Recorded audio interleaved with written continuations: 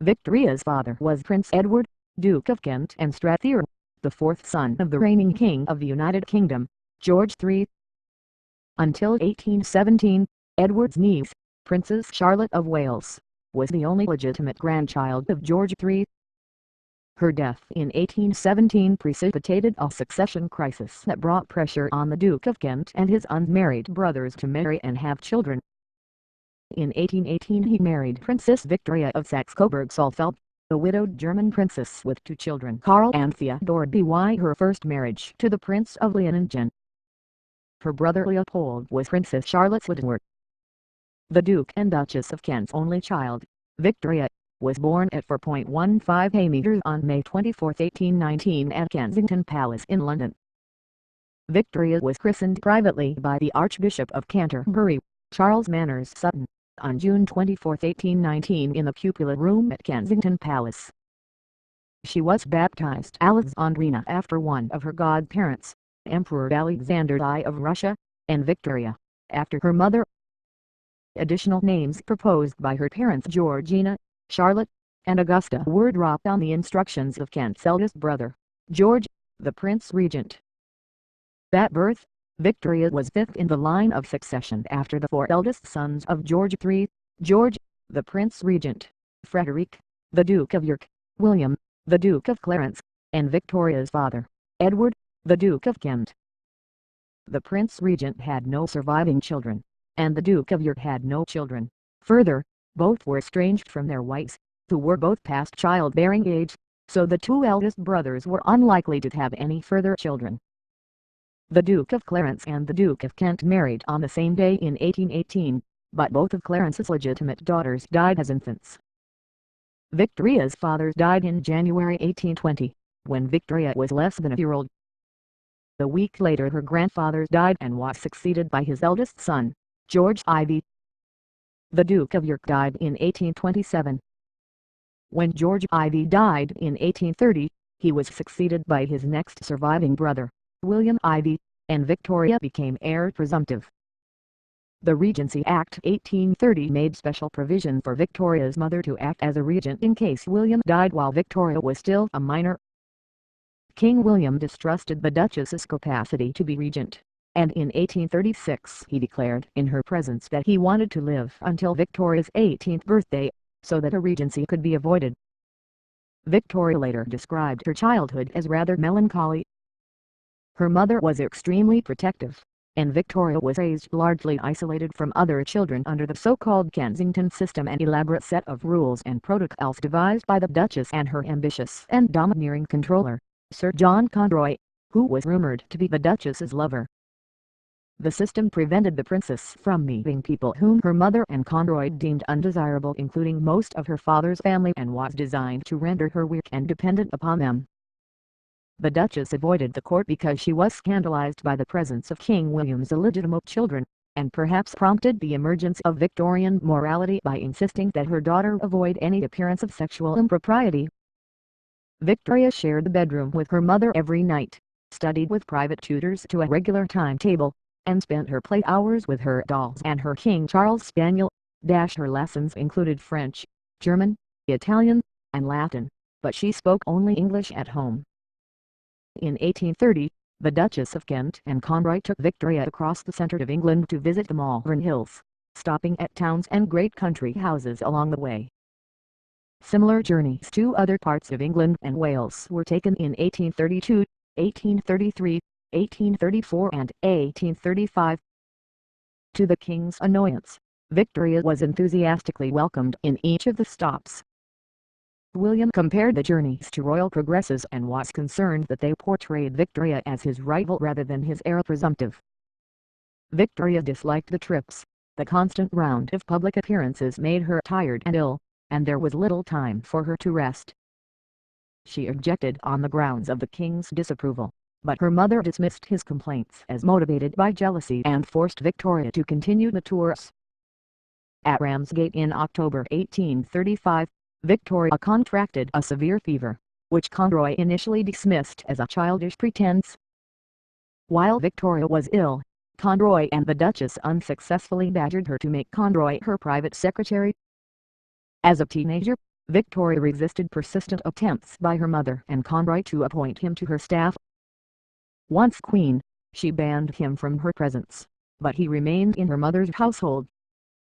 By 1836, the Duchess's brother, Leopold, who had been king of the Belgians since 1831, hoped to marry his niece to his nephew, Prince Albert of Saxe-Coburg and Gotha. Leopold, Victoria's mother, and Albert's father were siblings. Leopold arranged for Victoria's mother to invite her Coburg relatives to visit her in May 1836, with the purpose of introducing Victoria to Albert. William Ivy, however, disapproved of any match with the Coburgs, and instead favored the suit of Prince Alexander of the Netherlands, second son of the Prince of Orange. Victoria was aware of the various matrimonial plans and critically appraised a parade of eligible princes. According to her diary, she enjoyed Albert's company from the beginning. After the visit she wrote, "He is extremely handsome, his hair is about the same color as mine, his eyes are large and blue, and he has a beautiful nose and a very sweet mouth with fine teeth, but the charm of his countenance is his expression, which is most delightful." Alexander, on the other hand, she described as very plain. Victoria wrote to her uncle Leopold, whom Victoria considered her best and kindest adviser, to thank him for the prospect of great happiness you have contributed to give me, in the person of dear Albert. He possesses every quality that could be desired to render me perfectly happy. He is so sensible, so kind, and so good, and so amiable too. He has besides the most pleasing and delightful exterior and appearance you can possibly see. However, at 17, Victoria, though interested in Albert, was not yet ready to marry. The parties did not undertake a formal engagement, but assumed that the match would take place in due time. Victoria receives the news of her accession from Lord Conyngham and the Archbishop of Canterbury. Engraving after painting by Henry Tanworth Wells, 1887. Victoria turned 18 on May 24, 1837, and a regency was avoided. Less than a month later, on June 20, 1837, William Ivy died at the age of 71, and Victoria became Queen of the United Kingdom. In her diary she wrote, "I was awoke at 6 o'clock by Mama, who told me the Archbishop of Canterbury and Lord Conyngham were here and wished to see me. I got out of bed and went into my sitting room and alone, and saw them. Lord Conyngham then acquainted me that my poor uncle, the king, was no more, and had expired at 12 minutes past 2 this morning, and consequently that I am queen." Official documents prepared on the first day of her reign described her as Alexandrina Victoria, but the first name was withdrawn at her own wish and not used again. Since 1714, Britain had shared the monarch with Hanover in Germany, but under Salic law women were excluded from the Hanoverian succession. While Victoria inherited all the British dominions, her father's younger brother, her unpopular uncle the Duke of Cumberland, became King of Hanover. He was her heir presumptive while she was childless. At the time of Victoria's accession, the government was led by the Whig Prime Minister Lord Melbourne. The Prime Minister at once became a powerful influence on the politically inexperienced Queen, who relied on him for advice. Charles Greville supposed that the widowed and childless Melbourne was passionately fond of her as he might be of his daughter if he had one, and Victoria probably saw him as a father figure. Her coronation took place on June 28, 1838 at Westminster Abbey. Over 400,000 visitors came to London for the celebrations. She became the first sovereign to take up residence at Buckingham Palace and inherited the revenues of the duchies of Lancaster and Cornwall, as well as being granted a civil list allowance of £385,000 per year.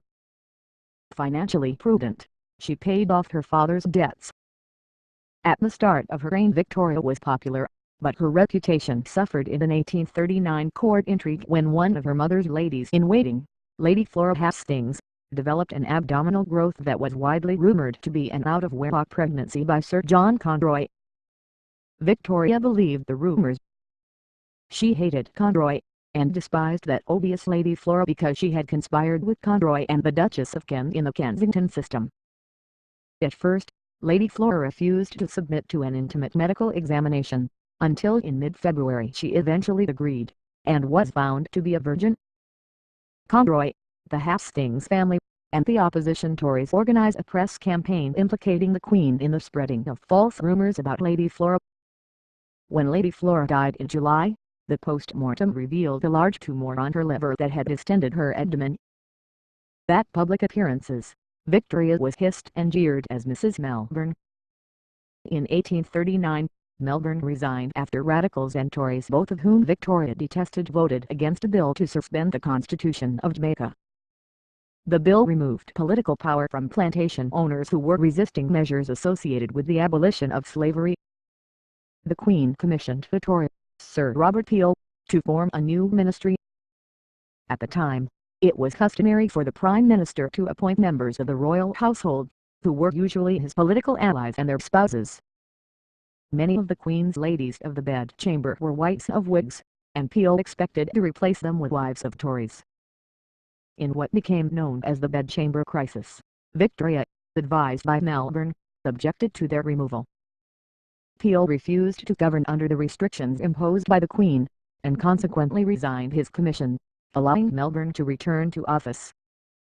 Though Victoria was now Queen, as an unmarried young woman she was required by social convention to live with her mother, despite their differences over the Kensington system and her mother's continued reliance on Conroy.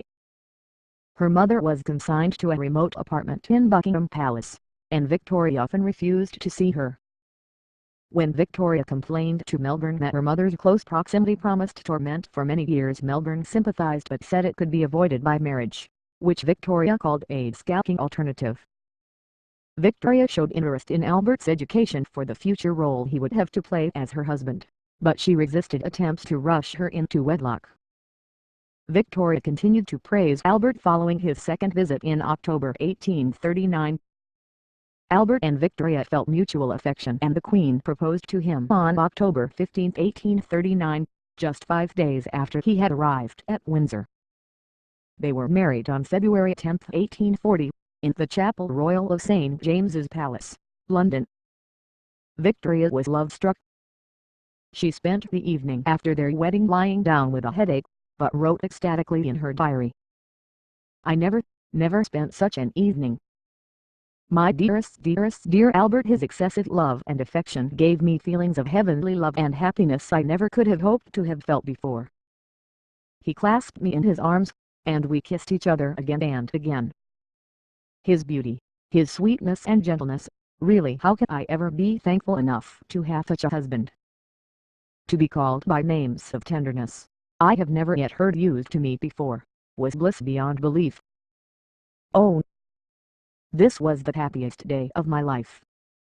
Albert became an important political advisor as well as the Queen's companion, replacing Lord Melbourne as the dominant influential figure in the first half of her life. Victoria's mother was evicted from the palace, to Winchester House in Belgrave Square. After the death of Victoria's aunt, Princess Augusta, in 1840, Victoria's mother was given both Clarence and Frogmore houses. Through Albert's mediation, relations between mother and daughter slowly improved. Contemporary lithograph of Edward Oxford's attempt to assassinate Victoria, 1840.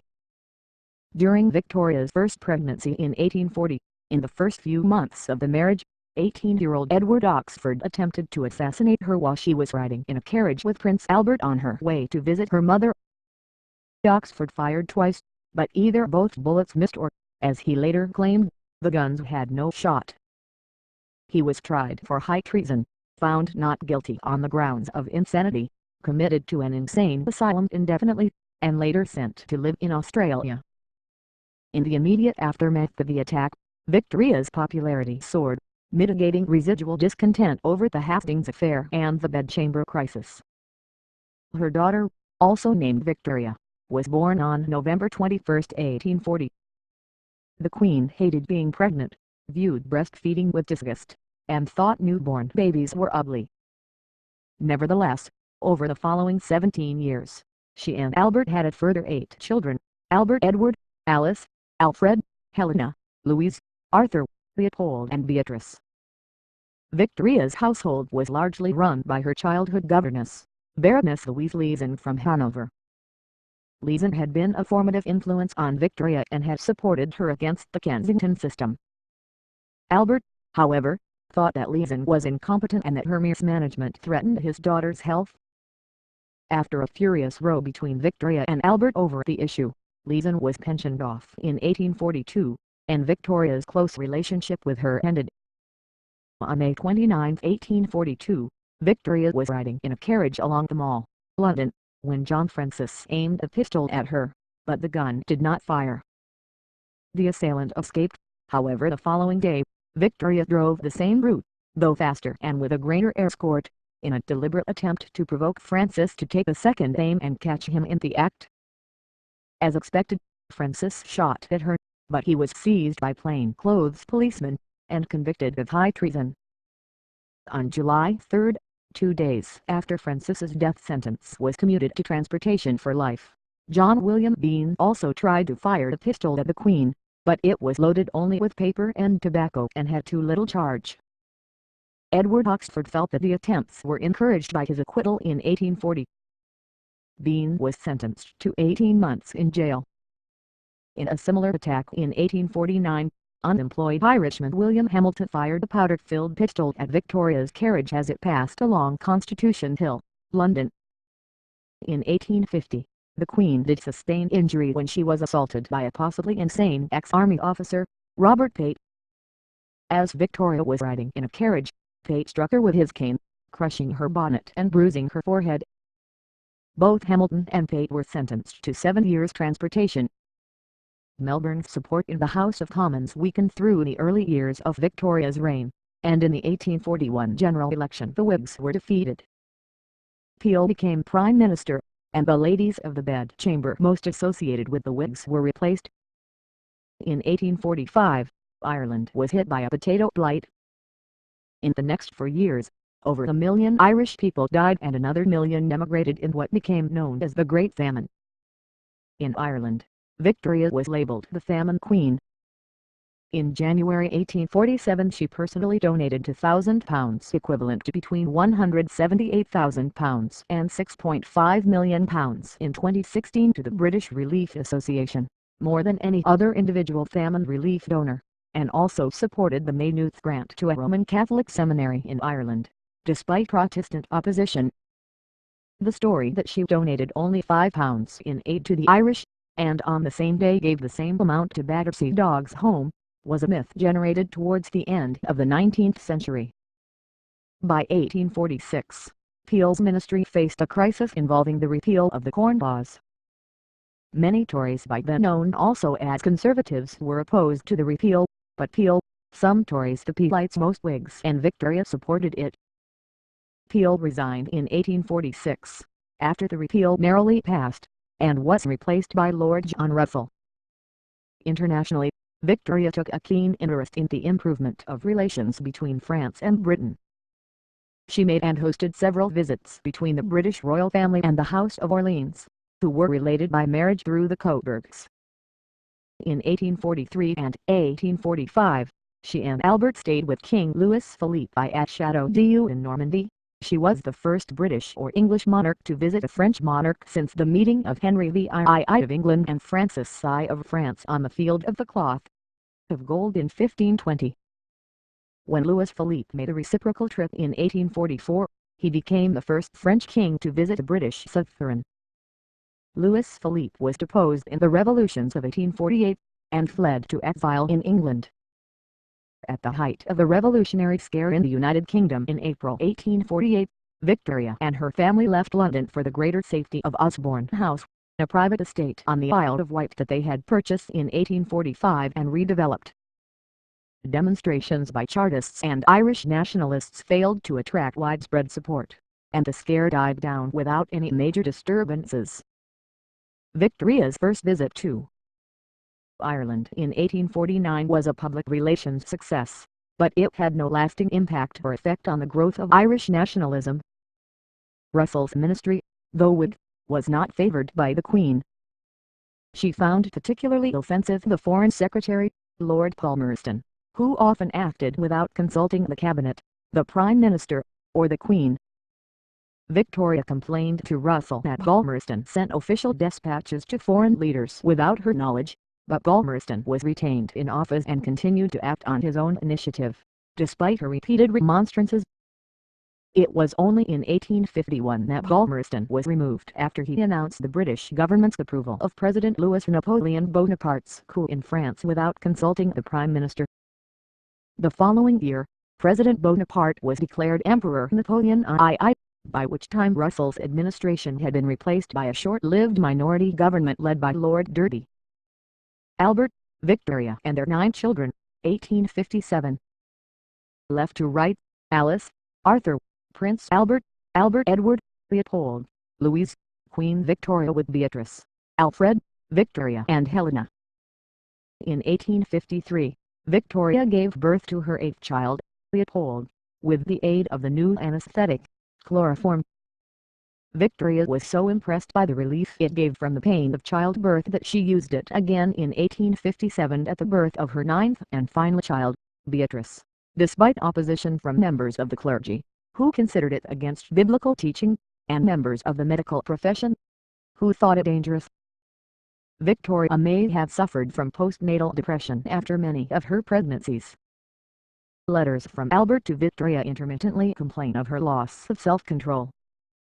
For example, about a month after Leopold's birth, Albert complained in a letter to Victoria about her continuance of hysterics over a miserable trifle. In early 1855, the government of Lord Aberdeen, who had replaced Derby, fell amidst recriminations over the poor management of British troops in the Crimean War.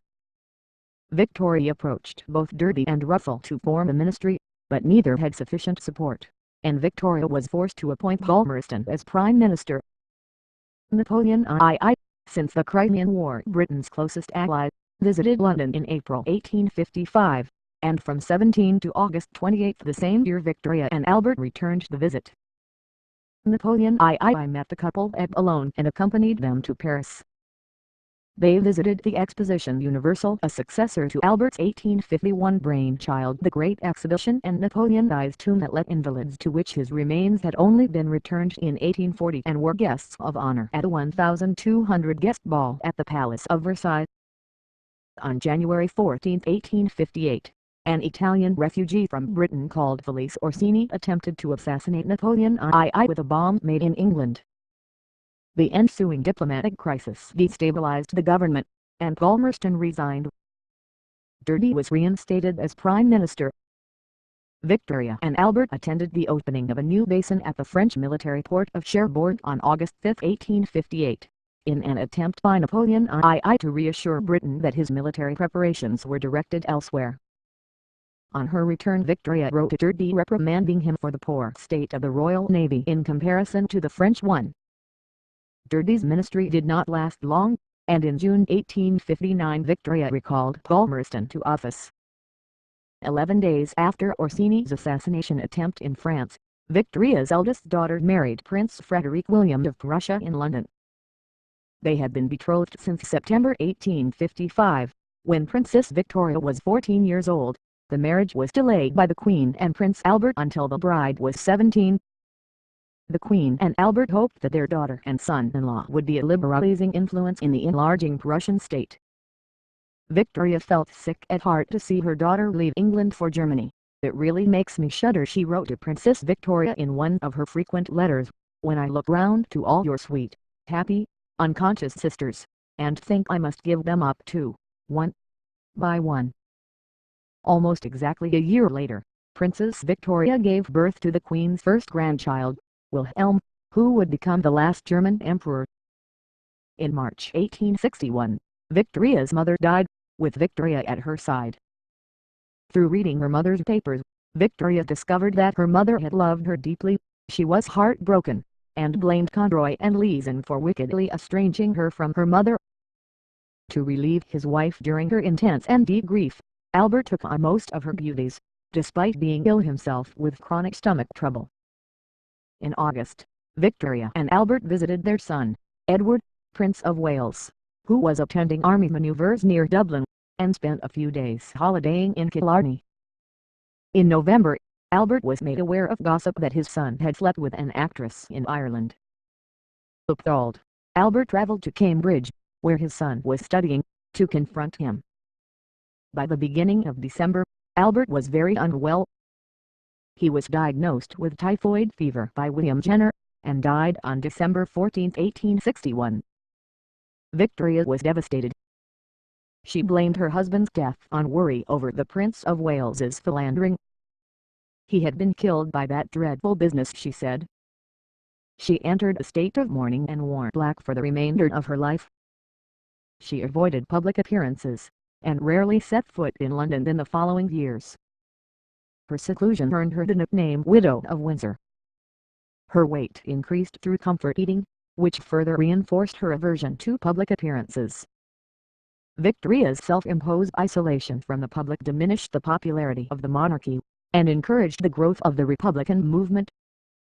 She did undertake her official government duties, yet chose to remain secluded in her royal residences Windsor Castle, Osborne House, and the private estate in Scotland that she and Albert had acquired in 1847, Balmoral Castle. In March 1864, protesters stuck the notice on the railings of Buckingham Palace that announced these commanding premises to be let or sold in consequence of the late occupants' declining business. Her uncle Leopold wrote to her advising her to appear in public. She agreed to visit the gardens of the Royal Horticultural Society at Kensington and take the drive through London in an open carriage. Through the 1860s, Victoria relied increasingly on a manservant from Scotland, John Brown. Slanderous rumors of a romantic connection and even a secret marriage appeared in print, and the Queen was referred to as Mrs. Brown. The story of their relationship was the subject of the 1997 movie Mrs. Brown. The painting by Sir Edwin Henry Landseer depicting the Queen with Brown was exhibited at the Royal Academy, and Victoria published a book, Leaves from the Journal of Our Life in the Highlands, which featured Brown prominently and in which the Queen praised him highly. Palmerston died in 1865, and after a brief ministry led by Russell, Derby returned to power. In 1866, Victoria attended the state opening of Parliament for the first time since Albert's death. The following year she supported the passing of the Reform Act 1867, which doubled the electorate by extending the franchise to many urban working men, though she was not in favor of votes for women. Derby resigned in 1868, to be replaced by Benjamin Disraeli, who charmed Victoria.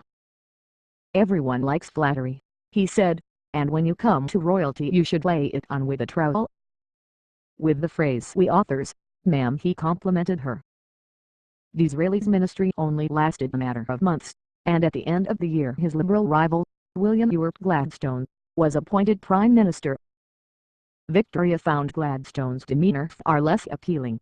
He spoke to her, she is thought to have complained, as though she were a public meeting rather than a woman. In 1870 Republican sentiment in Britain, federal by the Queen's seclusion, was boosted after the establishment of the Third French Republic. The Republican rally in Trafalgar Square demanded Victoria's removal, and radical MPs spoke against her.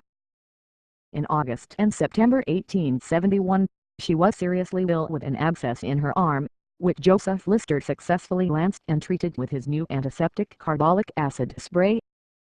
In late November 1871, at the height of the Republican movement, the Prince of Wales contracted typhoid fever, the disease that was believed to have killed his father, and Victoria was fearful her son would die.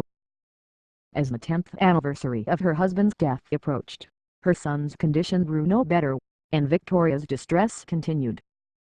To general rejoicing, he recovered. Mother and son attended a public parade through London and a grand service of Thanksgiving in St. Paul's Cathedral on February 27, 1872, and Republican feeling subsided. On the last day of February 1872, 2 days after the Thanksgiving service, 17-year-old Arthur O'Connor, a great-nephew of Irish MP Feargus O'Connor, waved an unloaded pistol at Victoria's open carriage just after she had arrived at Buckingham Palace. Brown, who was attending the Queen, grabbed him, and O'Connor was later sentenced to 12 months imprisonment, and a birching as a result of the incident. After the Indian Rebellion of 1857, the British East India Company, which had ruled much of India, was dissolved, and Britain's possessions and protectorates on the Indian subcontinent were formally incorporated into the British Empire. The Queen had a relatively balanced view of the conflict, and condemned atrocities on both sides. She wrote of her feelings of horror and regret at the result of this bloody civil war and insisted, urged on by Albert, that an official proclamation announcing the transfer of power from the company to the state should breathe feelings of generosity, benevolence and religious toleration. At her behest, the reference threatening the undermining of native religions and customs was replaced by a passage guaranteeing religious freedom. Victoria admired Heinrich von Hungari's 1875 portrait of her for its honesty, total want of flattery, and appreciation of character. In the 1874 general election, Disraeli was returned to power. He passed the Public Worship Regulation Act 1874, which removed Catholic rituals from the Anglican liturgy and which Victoria strongly supported. She preferred short, simple services, and personally considered herself more aligned with the Presbyterian Church of Scotland than the Episcopal Church of England. Disraeli also pushed the Royal Titles Act 1876 through Parliament, so that Victoria took the title Empress of India from May 1, 1876. The new title was proclaimed at the Delhi Durbar of January 1, 1877. On December 14, 1878, the anniversary of Albert's death, Victoria's second daughter Alice, who had married Louis of Hesse, died of diphtheria in Darmstadt. Victoria noted the coincidence of the dates as almost incredible and most mysterious. In May 1879, she became a great-grandmother on the birth of Princess Theodora of Saxe-Meiningen and passed her poor old 60th birthday. She felt aged by the loss of my beloved child. Between April 1877 and February 1878, she threatened 5 times to abdicate while pressuring Disraeli to act against Russia during the Russo-Turkish War, but her threats had no impact on the events of their conclusion with the Congress of Berlin. Disraeli's expansionist foreign policy, which Victoria endorsed, led to conflicts such as the Anglo-Zulu War and the Second Anglo-Afghan War. "If we are to maintain our position as a first-rate power," she wrote, "we must be prepared for attacks and wars, somewhere or other, continually." Victoria saw the expansion of the British Empire as civilizing and benign, protecting native peoples from more aggressive powers or cruel rulers. "It is not in our custom to annex countries," she said, "unless we are obliged and forced to do so." To Victoria's dismay, Disraeli lost the 1880 general election, and Gladstone returned as Prime Minister. When Disraeli died the following year, she was blinded by fast-falling tears and erupted a memorial tablet placed by his grateful sovereign and friend, Victoria R.I.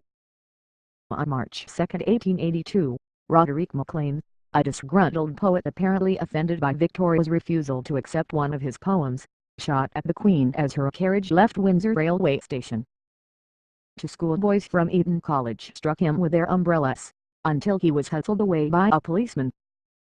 Victoria was outraged when he was found not guilty by reason of insanity, but was so pleased by the many expressions of loyalty after the attack that she said it was worth being shot at to see how much one is loved. On March 17, 1883, she fell down some stairs at Windsor, which left her lame until July. She never fully recovered and was plagued with rheumatism thereafter. Brown died 10 days after her accident, and to the consternation of her private secretary, Sir Henry Ponsonby, Victoria began work on a eulogistic biography of Brown. Ponsonby and Randall Davidson, Dean of Windsor, who had both seen early drafts, advised Victoria against publication, on the grounds that it would stoke the rumors of a love affair. The manuscript was destroyed. In early 1884, Victoria did publish more leaves from a journal of a life in the Highlands, a sequel to her earlier book, which she dedicated to her devoted personal attendant and faithful friend John Brown. On the day after the first anniversary of Brown's death, Victoria was informed by telegram that her youngest son, Leopold, had died in con. "He was the dearest of my dear sons," she lamented. The following month, Victoria's youngest child, Beatrice, met and fell in love with Prince Henry of Battenberg at the wedding of Victoria's granddaughter Princess Victoria of Hesse and by Rhine to Henry's brother Prince Louis of Battenberg. Beatrice and Henry planned to marry, but Victoria opposed the match at first, wishing to keep Beatrice at home to act as her companion. After a year, She was won around to the marriage by Henry and Beatrice's promise to remain living with and attending her. Victoria was pleased when Gladstone resigned in 1885 after his budget was defeated. She thought his government was the worst I have ever had and blamed him for the death of General Gordon at Khartoum. Gladstone was replaced by Lord Salisbury. Salisbury's government only lasted a few months, however, and Victoria was forced to recall Gladstone, whom she referred to as a half-crazy and really in many ways ridiculous old man. Gladstone attempted to pass a bill granting Ireland Home Rule, but to Victoria's glee it was defeated. In the ensuing election, Gladstone's party lost to Salisbury's and the government switched hands again. In 1887, the British Empire celebrated Victoria's Golden Jubilee. Victoria marked the 50th anniversary of her accession on June 28 with a banquet to which 50 kings and princes were invited. The following day, she participated in a procession and attended a Thanksgiving service in Westminster Abbey. By this time, Victoria was once again extremely popular. 2 days later, on June 23, she engaged 2 Indian Muslims as waiters, one of whom was Abdul Karim. He was soon promoted to Munshi, teaching her Urdu known as Hindustani and acting as a clerk. Her family and retainers were appalled, and accused Abdul Karim of spying for the Muslim Patriotic League, and biasing the Queen against the Hindus. Equerry Frederick Ponsonby, the son of Sir Henry, discovered that the Munshi had lied about his parentage, and reported to Lord Elgin, Viceroy of India. The Munshi occupies very much the same position as John Brown used to do. Victoria dismissed their complaints as racial prejudice. Abdul Karim remained in her service until he returned to India with a pension, on her death. Victoria's eldest daughter became Empress Consort of Germany in 1888, but she was widowed within a year, and Victoria's grandchild Wilhelm became German Emperor as Wilhelm II. Under Wilhelm, Victoria and Albert's hopes of a liberal Germany were not fulfilled. He believed in autocracy. Victoria thought he had little heart or Zargavail, and his conscience and intelligence have been completely warped.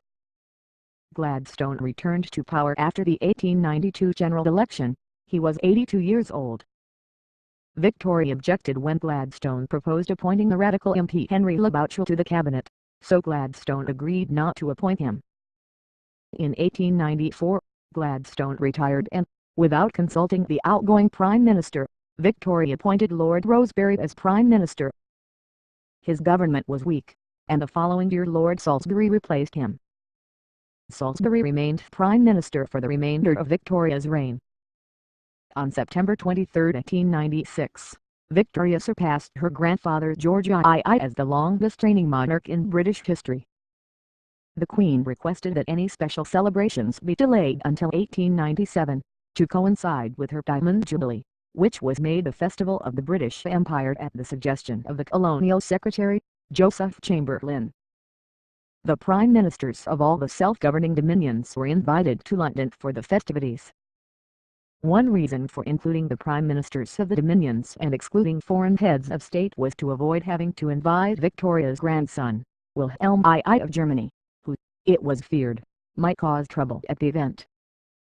The Queen's Diamond Jubilee procession on June 22, 1897 followed a route 6 miles long through London and included troops from all over the Empire.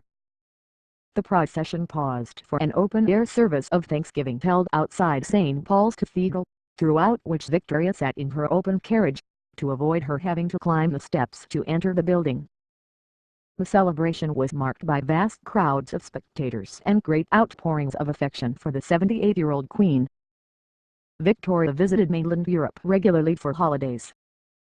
In 1889, during a stay in Biarritz, she became the first reigning monarch from Britain to set foot in Spain when she crossed the border for a brief visit. By April 1900, the Boer War was so unpopular in mainland Europe that her annual trip to France seemed inadvisable.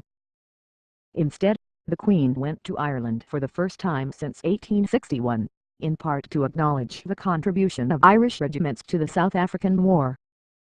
In July 1900, Victoria's second son Alfred Affey died. "Oh, God! My poor darling Affey gone too," she wrote in her journal. It is a horrible year.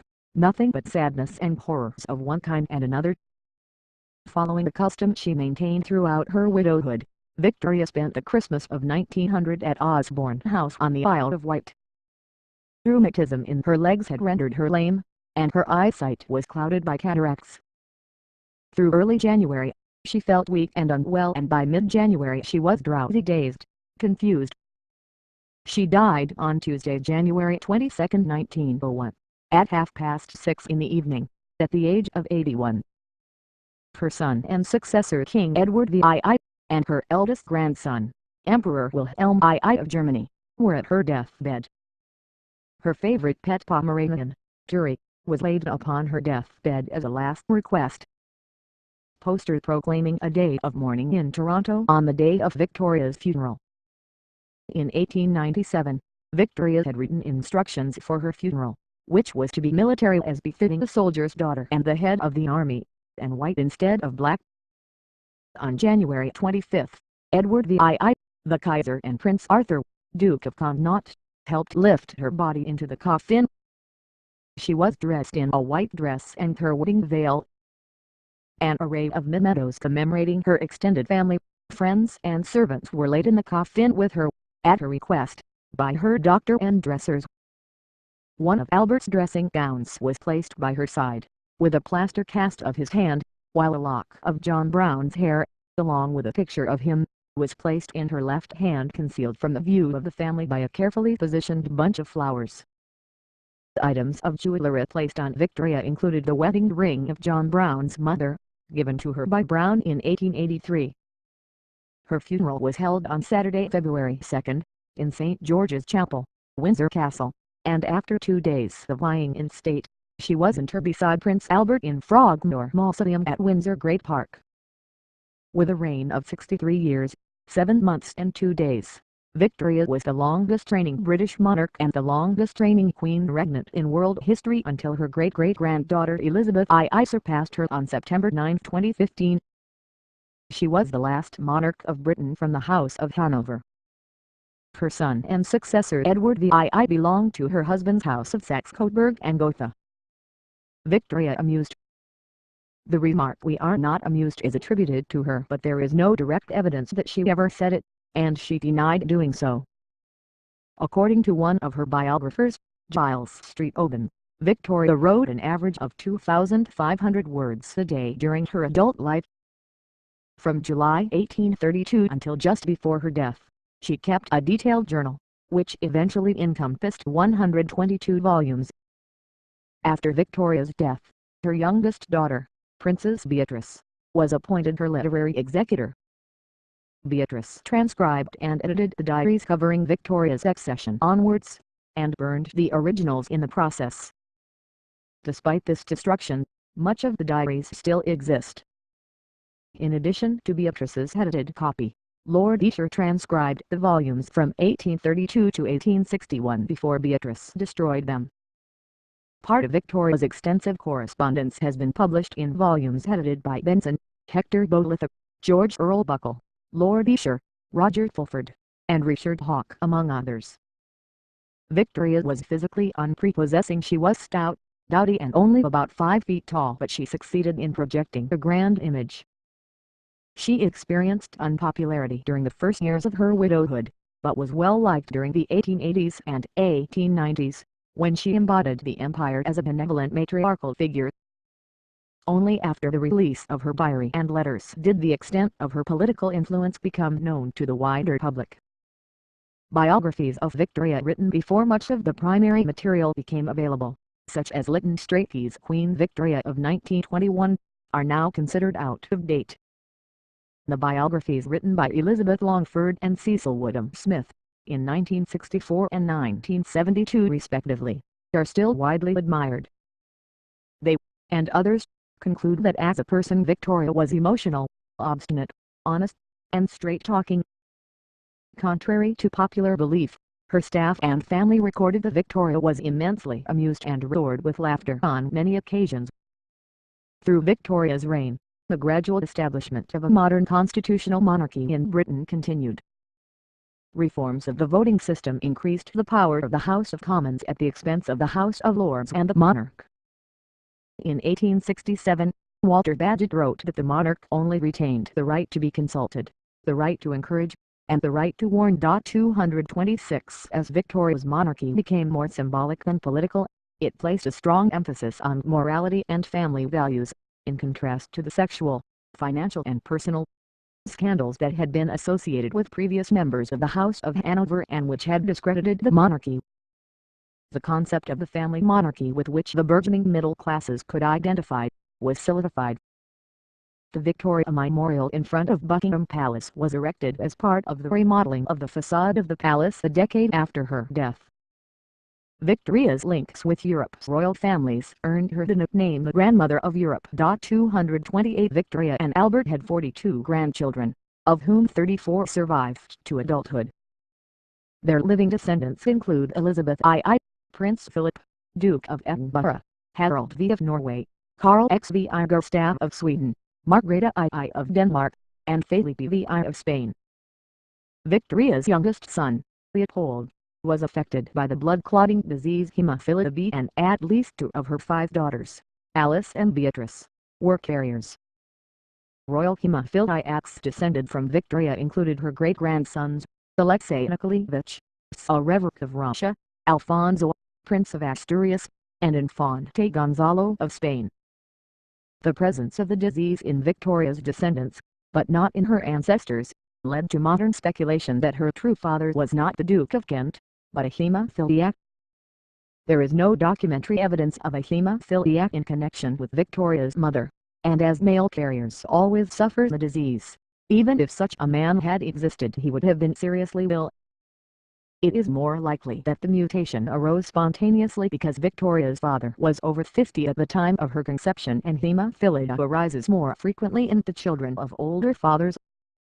Spontaneous mutations account for about 1/3 of cases. Around the world, places and memorials are dedicated to her, especially in the Commonwealth nations. Places named after her include Africa's largest lake, Victoria Falls, the capitals of British Columbia, Victoria and Saskatchewan, Regina, and 2 Australian states, Victoria and Queensland. The Victoria Cross was introduced in 1856 to reward acts of valor during the Crimean War, and it remains the highest British, Canadian, Australian, and New Zealand award for bravery. Victoria Day is a Canadian statutory holiday and a local public holiday in parts of Scotland celebrated on the last Monday before or on May 24th.